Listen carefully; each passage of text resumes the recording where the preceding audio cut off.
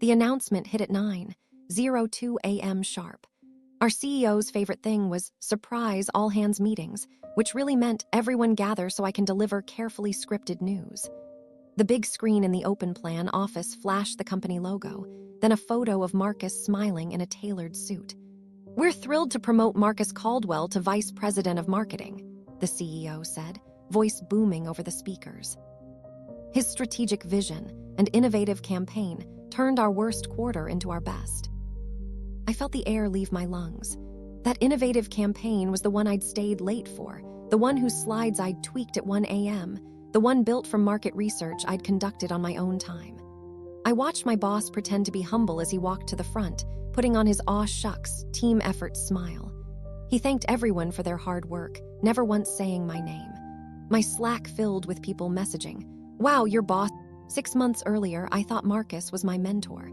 I'd spent weeks building a full go-to-market plan for a new client segment, 47 pages of research, persona work, creative concepts, timelines, and projected ROI. I printed it, slid it into a binder, and walked into his office with my heart pounding. He listened, nodded, asked smart questions. "This is strong," he said. "Let me help you polish it and find the right moment to present it upstairs. We'll go in together." That together never happened. He scheduled a leadership presentation at a time he knew I'd be in a client review. I only found out the next day when someone from finance congratulated him in the kitchen. "That deck you presented yesterday was brilliant." When I got my hands on the slides, my stomach clenched. It was my work. Same charts, same phrases, same structure, just with his name on the title and a different color scheme. After his big strategy meeting, everything shifted. Suddenly, Marcus was looping me into calls as the person who will handle execution, while taking sole credit for direction. In one one-on-one, I finally asked about my growth. "Do you see a path for me to move into a senior manager or director role?" He leaned back like he was about to deliver hard but noble truth. "Jessica, you're great at getting things done, but leadership requires a different mindset. You're very detailed. You need to work on being more big picture. Right now, I just don't see you as ready for that level." It was surreal hearing that from the man whose big picture was literally copied from my slides. For months, I watched him collect praise for results I drove while telling other managers I was too emotional, too sensitive, and not strategic enough. I didn't have proof yet, but I could feel my reputation shrinking behind closed. The turning point came courtesy of the oldest villain in corporate life. Reply all. A senior director emailed Marcus after the promotion news. "Would love to learn more about your campaign methodology. Maybe you can help my team." Marcus replied, copying several executives, and thanks to an autocomplete glitch me. He wrote, "Happy to help. I had one of my managers, Jessica, pull together some rough concepts, but I built the actual strategy and handled all leadership alignment. She's solid on the execution side, but she doesn't have the strategic vision required for senior roles. Between us, she gets defensive when I give feedback. Great soldier, not a general." I read that 3 times, feeling heat rise in my face. He wasn't just stealing my work. He was actively positioning me as not leadership material with the very people who decided promotions. And now I had his words in writing, sitting in my inbox like a loaded weapon. I didn't hit send right away. Instead, I pulled up our company's ethics and whistleblower policy, one of those training modules everyone clicks through while half asleep. It was all there in black and white. Misrepresentation, intellectual property, retaliation protections. For the first time, I realized the system wasn't entirely stacked against me. There were rules, even if people were used to ignoring them. I gathered everything. My original working files with timestamps, the raw research data, early drafts sent from my personal email to my work account. The first email where I'd asked Marcus for a meeting about a new strategic segment campaign idea. His calendar invite to present without me. The performance reports that matched my projections almost number for number. And now, his own email calling my work rough concepts and making it sound like he'd done all the thinking. I wasn't imagining it. I was too sensitive. I had a pattern and a trail. When I finally drafted the email to HR and legal, my palms were sweaty on the keyboard. I attached everything, carefully laying out the timeline. I didn't rant. I didn't insult Marcus. I just matched facts to dates, letting his own words expose him. The subject line was bland on purpose. Concern regarding campaign attribution. If anyone intercepted it, it would look boring, exactly what I needed. My index finger hovered over the mouse. Around me, the office buzzed with congratulations and plans for a promotion party. Someone rolled past with balloons. Another coworker joked loudly, "Next stop, C-suite." It was surreal, like I was underwater watching a different world. I thought about what would happen if they sided with him anyway. About losing my job, about being quietly blacklisted as difficult. Then I thought about staying. HR moved faster than I expected.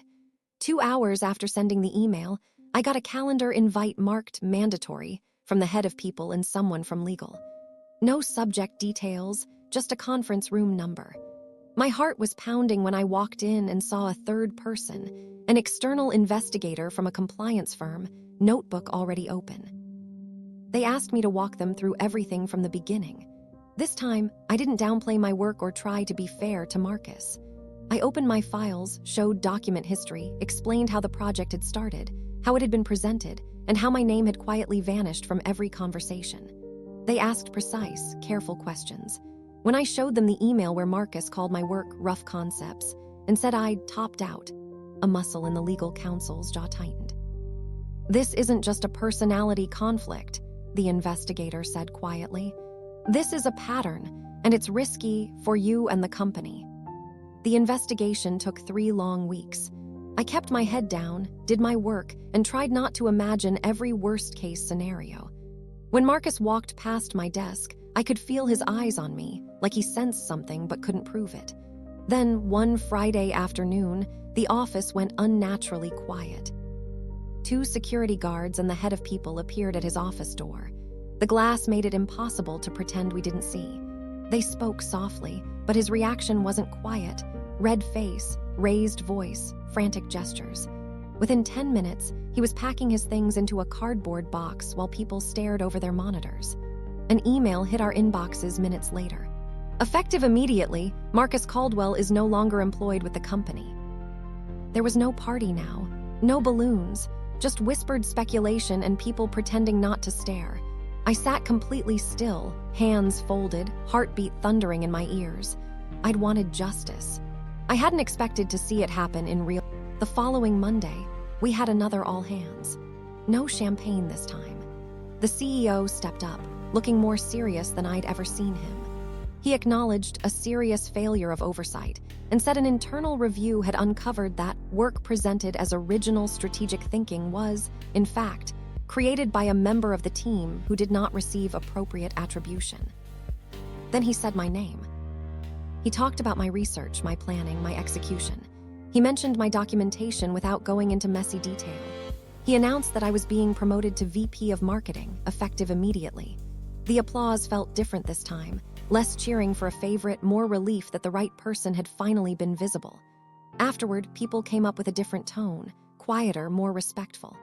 "I had no idea," one colleague said. "We all thought it was him." Walking into the corner office later, I didn't feel triumphant. I felt tired, and very, very clear about the kind of leader I refused to become. It would be easy to end this story with the promotion and pretend everything wrapped up neatly. But the truth is more complicated. Yes, I got the title, the salary, and the office. I also got a crash course in how easily someone can take your work if you hand over all the evidence and trust the wrong person. I learned that documentation is power, that ethics policies matter more than we think, and that speaking up is terrifying, but silence can cost you far more. Now, when junior staff bring me ideas, I make sure their names are on every slide. I copy them on emails. I pull them into rooms where decisions happen. I never say we when I mean they. And when someone jokes that I made it because I exposed Marcus, I correct them. I made it because I did the work and finally chose not to let someone else profit from it. Justice isn't always loud. Sometimes it's just a carefully forwarded email,